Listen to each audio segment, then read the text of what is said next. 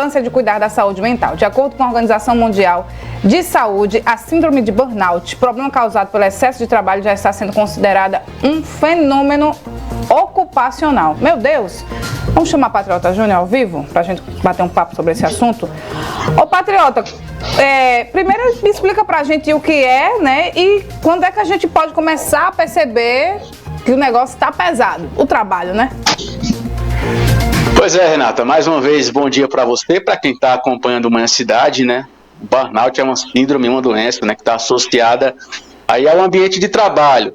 Estresse, né, horas excessivas dedicadas ao trabalho, falta de relacionamento também interpessoal. Uma pesquisa, inclusive, apontou que pelo menos 76% dos colaboradores, né, de trabalhadores tiveram algum sintoma relacionado, né, ao burnout. Sobre esse assunto, a gente vai conversar aqui com a Késia Gouveia, né, que é psicóloga com especialidade em saúde mental e terapeuta da família. Késia, bom dia, bem-vinda à Rádio Cidade.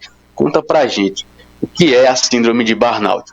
Bom dia a todos e a todas. Veja, a síndrome de burnout é conhecida como uma doença, né? Bem conhecida assim intimamente como depressão do trabalhador. A síndrome de burnout é um pico de estresse muito grande, uma exaustão, um esgotamento físico e mental devido ao ambiente de trabalho.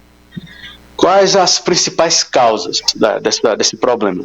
Veja, por ser uma síndrome, eles têm vários sintomas, né? Se configura como vários sintomas, como a alteração de humor, insônia, falta de atenção, concentração, irritabilidade, instabilidade emocional também é muito frequente nessa relação com a síndrome de burnout.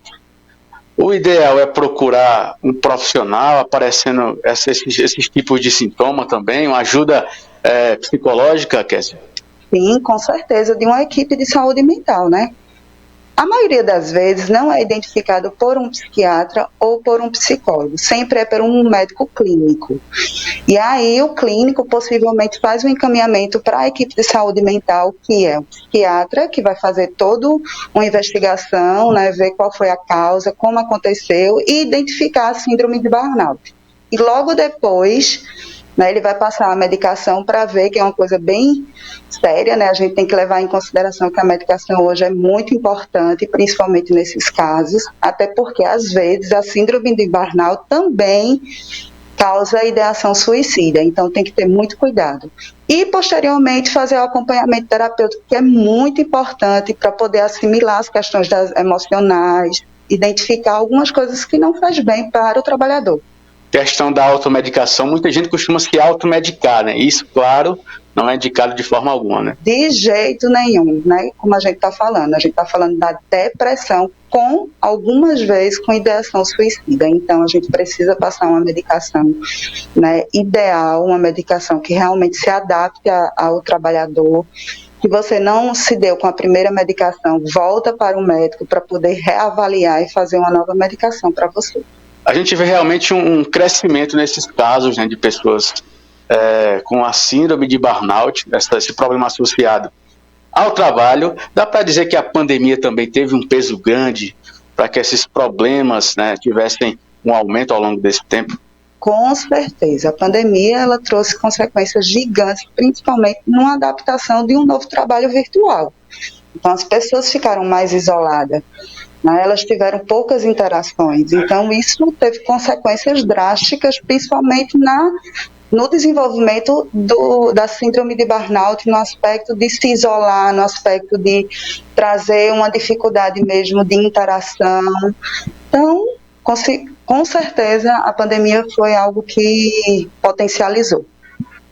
O ideal para o colaborador não está se sentindo bem no ambiente de trabalho, o recomendado é que ele chegue, converse com o empregador, ou já vá direto numa ajuda psicológica, Késia? É interessante isso, porque a gente também tem que atrelar a síndrome de burnout, não só pelo sobrecarregamento de funções ou de papéis dentro do trabalho. A gente tem que ver que também, algumas vezes, o trabalhador ele passa pela situação de, como é que eu posso falar? De assédio moral. Então, isso também pode causar a síndrome, entendeu? Então, assim, são muitas questões que podem ser avaliadas a partir de um profissional de saúde mental. Nesse setembro amarelo, né, mês que reforça aí os cuidados com a saúde mental, o burnout, assim, precisa estar em debate, né, sempre também.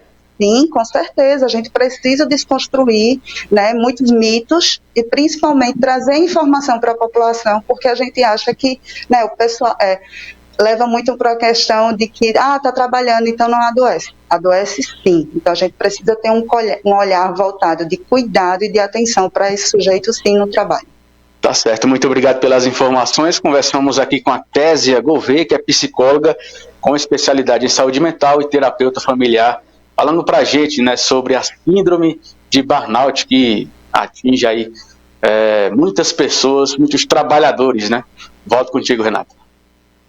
Obrigada, patriota, pelas informações. Muito sério, tá? Ainda bem que as pessoas